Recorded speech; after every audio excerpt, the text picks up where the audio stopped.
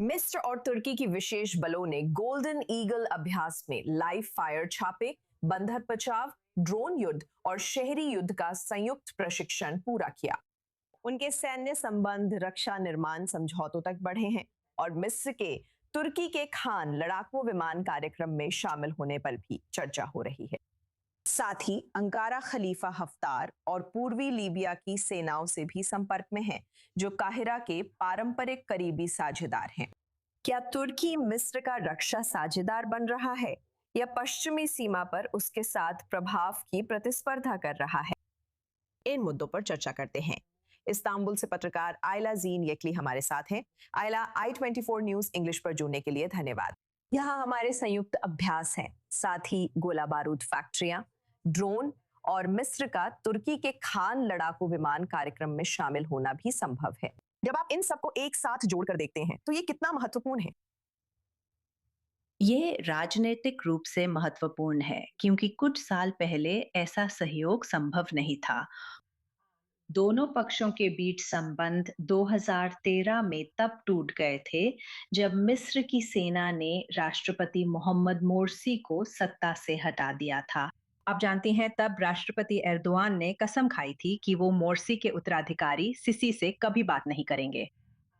और दोनों देशों ने अगले एक दशक तक लीबिया के संघर्ष में एक दूसरे के विरोधी पक्षों का समर्थन किया। तो यह एक नाटकीय बदलाव है, लेकिन मैं यह भी मानती हूँ कि हमें सहयोग के स्तर को बढ़ा चढ़ाकर नहीं बताना चाहिए।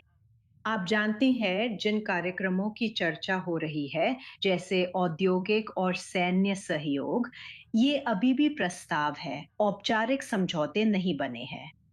अगर कहूँ तो खास तौर पर जोड़ना चाहूँगी कि तुर्की अपने 5वीं पीढ़ी के फाइटर जेट कान पर काम कर रहा है।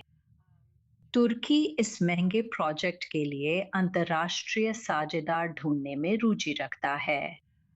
लेकिन आप जानती हैं, इस विमान पर अनुसंधान और विकास अभी भी चल रहा है। आप जानती हैं, मुझे लगता है कि निर्यात समझौता जैसी कोई चीज अभी भी बहुत दूर की बात है। लगता है ये रिश्ता अभी शुरुआती दौर में है। इस बीच तुर्की ने पूर्वी लीबिया में हफ्तर के गुट से भी संबंध बनाए। तो इस रिश्ते में इसकी क्या भूमिका है? क्या ताहिरा को चिंता है कि अंकारा हाफ्तर के गुट पर मिस्र से ज्यादा प्रभावी ताकत बन सकता है? अभी अंकारा का लक्ष्य क्या है? आप जानती हैं, फिर कहूँ तो ये बड़ा बदलाव है। तुर्की ने पश्चिमी लीबिया में हफ्तार के विरोधियों का समर्थन करने से लेकर अब पूर्व में उनके गुट से बातचीत शुरू कर दी है। और मुझे लगता है कि ये अंकारा के क्षेत्र में अपना प्रभाव बढ़ाने के व्यापक प्रयास को दर्शाता है। लेकिन मैं ये कहने में हिचकूंगी कि पूर्वी लीबिया में मिस्र की स्थिति जो वर्षों में बनी है, उसे आसानी से हटाया जा सकता है। आयला, क्या मिस्र तुर्की रक्षा सहयोग से पूर्वी भूमध्य सागर की शक्ति संतुलन में बदलाव आ सकता है?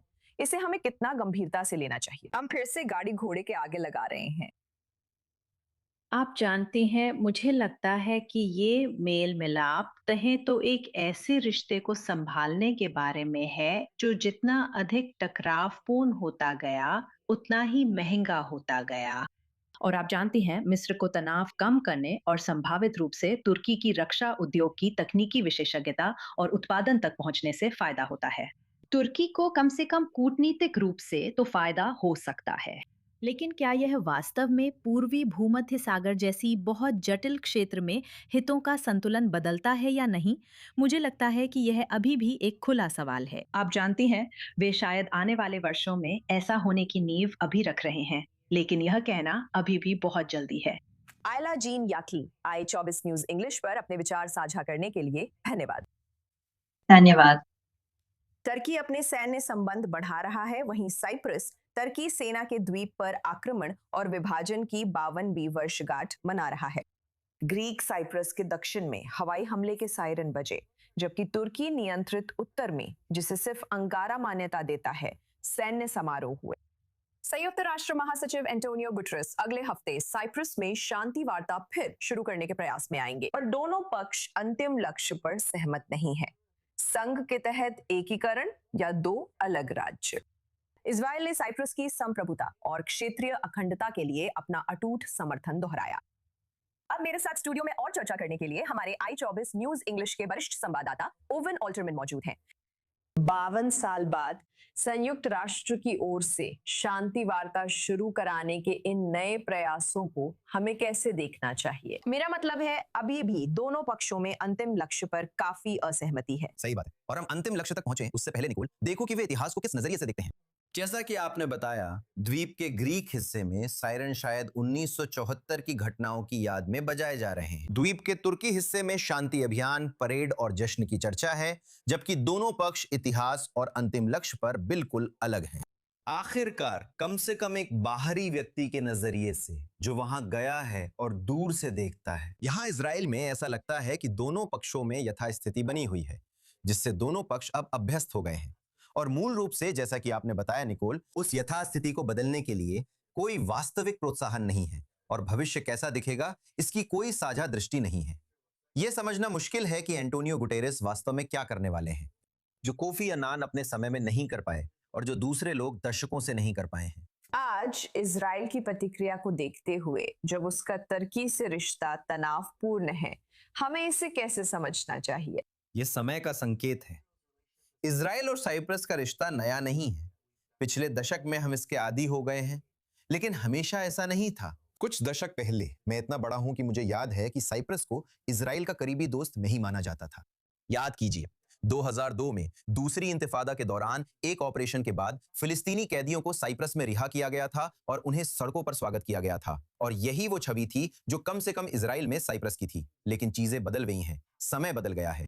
तुर्की का क्षेत्रीय रुख बदल गया है, जिससे साइप्रस और ग्रीस में भी सोच बदल सकती है। हम इजराइल, ग्रीस और साइप्रस के मजबूत संबंधों के आदी हैं और यह अब भी जारी है, खासकर जब तुर्की क्षेत्र में ताकत दिखा रहा है।